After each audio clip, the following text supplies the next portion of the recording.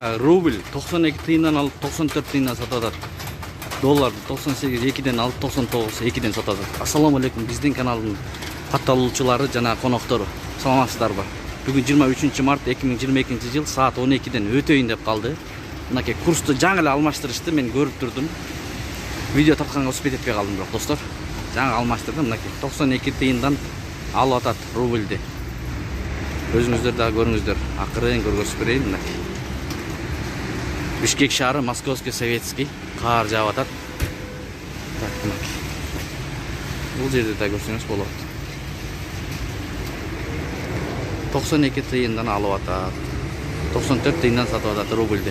Буйруса, дагы сабыр кылып турсак көтөрүлөт рубль, достор. Мынакей. Буну көрөлү. Престиж дейт. Обменка, акча алмаштыруу жай. Бул 91ден алат тыйын, 91 тыйындан алат рубльди. 93 тыйындан сатат. Бул дагы азыр алмаштырса керек. Бул жактагы ушундай экен, достор.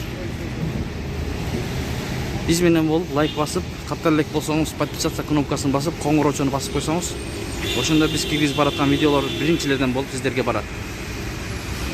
Мына достор. Эл көп кирип чыгып атышат.